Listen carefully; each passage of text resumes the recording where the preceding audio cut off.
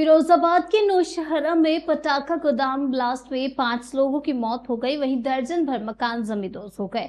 नौशहरा में हुई घटना के दृष्टिगत पर्यटन एवं संस्कृति मंत्री जयवीर सिंह ने मृतकों के परिजनों को मुख्यमंत्री योगी आदित्यनाथ द्वारा 4-4 लाख रुपए की जो आर्थिक सहायता थी वो प्रदान की गई है। जिन नागरिकों के आवास क्षतिग्रस्त हो गए उन्हें प्रधानमंत्री आवास योजना के अंतर्गत 1,20,000 राशि प्रदान की जाएगी। साथ ही हर संभव सहायता देने का आश्वासन भी मंत्री द्वारा पीड़ित परिजनों को दिया गया।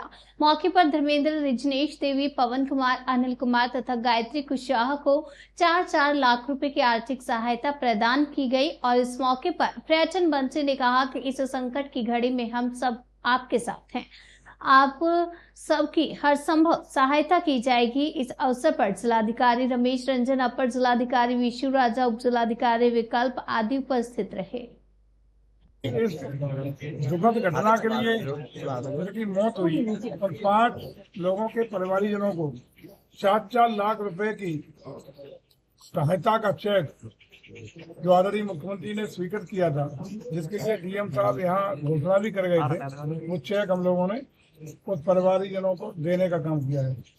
साथ ही साथ जिन लोगों के अन्य जो नुकसान हुए थे, मकान क्षतिग्रस्त हुए थे, उन लोगों को भी अलग अलग तरह की सहायता देने के लिए व्यवस्था की है। तो अगर विस्तृत रूप से डीएम साहब हमारे बता देंगे, इसमें विस्तृत रूप से बता देंगे, लेकिन सबकी चिंता करने का काम किया गया है। इस दुखद घटना पर दुखी थी और बनारस में उस दिन माननीय मुख्यमंत्री थे, लेकिन उसके बावजूद भी यहाँ के घटना का संज्ञान लेकर के सहायता राशि देने का उसी दिन निश्चय किया गया था। हमारे जिलाधिकारी जी ने यहाँ मौके पर उसकी घोषणा भी कर दी थी, वो आज चेक दे दिए गए हैं। और बाकी जिन लोगों की जो क्षति हुई है उसकी भी चिंता करने का काम सरकार कर रही है। विभिन्न योजनाओं का लाभ मानकानुसार, पात्रता अनुसार उन सब लोगों को देने का काम किया जाएगा। और इस घटना के लिए जो दोषी थे उन लोगों के खिलाफ भी कठोर कार्रवाई की जा रही है। सर, जिनके मकान जमीन आर्थिक सहायता के रूप में जिनकी आवास मकान क्षति 1,20,000 रुपए उन लोगों को देने का काम किया जिनके मकान क्षतिग्रस्त हुए थे।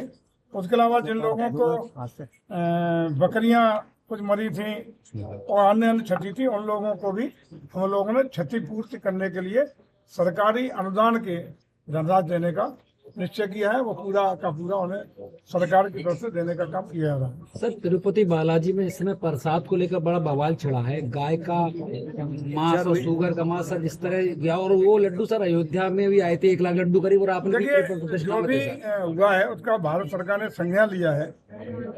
FSSAI के द्वारा उसकी जांच के निर्देश भी निकली दे दिए हैं।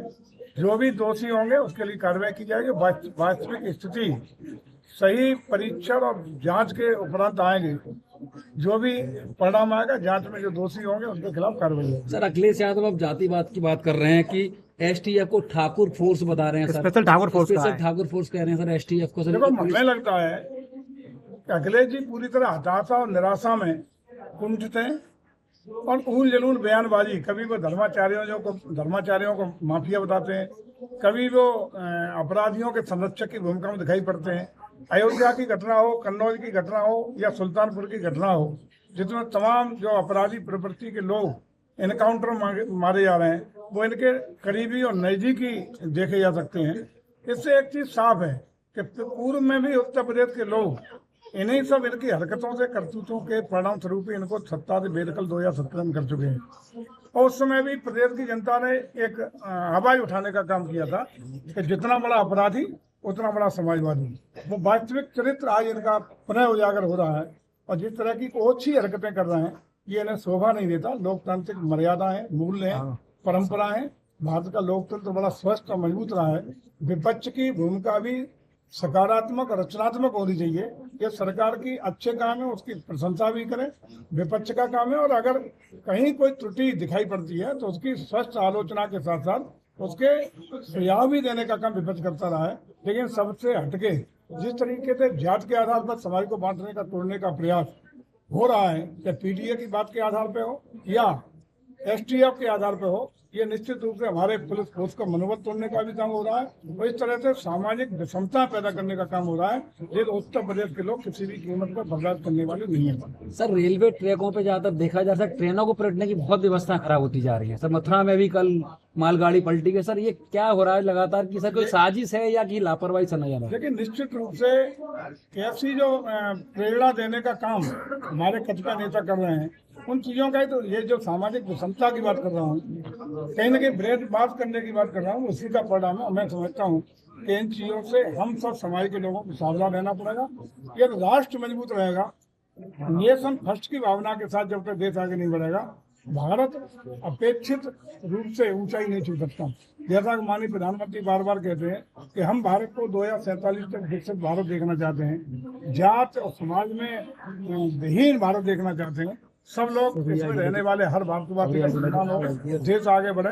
ऐसे ही सोच के लोग तो राष्ट्रद्रोही है, समाजद्रोही है, ये लोग भारत को कहीं न कहीं पीछे धकेलने का काम कर रहे हैं, जिसके लिए हम सब जागरूक समाज के लोगों को सचेत रहना पड़ेगा।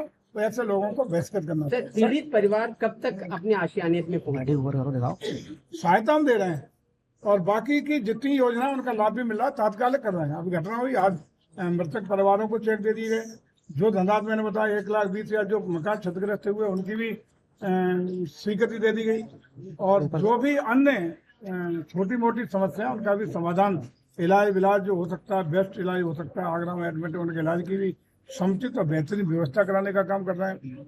सारे इन पीड़ित परिवारों के साथ हमारा प्रशासन, हमारी सरकार पूरी तरह साथ खड़ी है। सर हरियाणा में चुनाव है, आम आदमी पार्टी कह रही है कि हमारी मदद के बिना किसी की सरकार नहीं बनेगी। अब छोड़िए, चुनाव होते रहते हैं, वहाँ चलिए होता रहेगा, यहाँ